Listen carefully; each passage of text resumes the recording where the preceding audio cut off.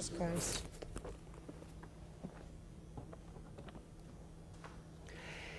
Eight-year-old Valerie jumped off the school bus and ran into the house, tears streaming down her face. As the front door swiftly opened, Valerie's mother immediately knew there was a problem.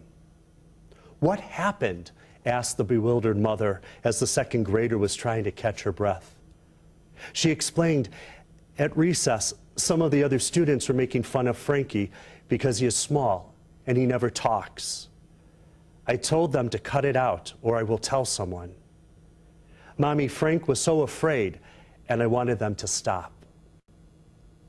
She repeated after wiping more tears from her eyes, "I just wanted them to stop."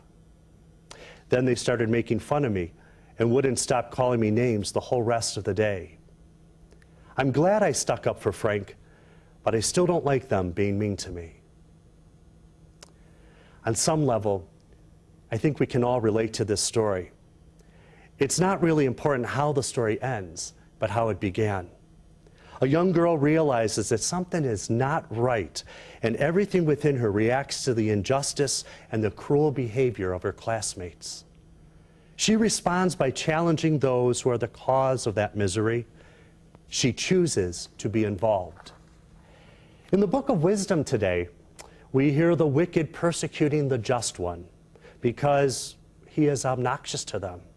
He sets himself against their doings, reproaches them for transgressions of the law, and charges them with violations of their own training.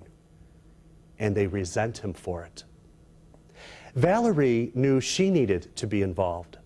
She didn't calculate her personal comfort or the penalty for standing up against injustice. She just got involved. What a powerful lesson for us who are called to stand in this peace-sown righteousness as we give voice to those who cannot speak up for themselves and who cannot defend themselves against others who abuse their power and their strength. Our faith as Catholics makes many demands of us, doesn't it? In so many words, today's reading from James chapter 3 expresses some of those demands. To control our passions and to avoid selfish ambition, to possess a generous love and never to covet, to promote the gift of life and to consistently uphold and defend it, to ask for the things we actually need and to ask with true humility. As citizens who are called to faithfully participate in our diverse society, do we use these guiding principles in our daily life? How do these principles, for example, guide our voting? Do we bring these various needs to prayer? Do we offer our personal sacrifices in solidarity with those who suffer at the hands of the unjust?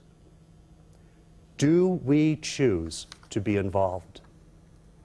Apparently, the disciples were more concerned about who among them was the greatest. So Jesus takes a child and places it in their midst. May we be open to receiving anyone who is placed in our midst. And let us, Lord, respond with a sincere and genuine love for each of them. Amen.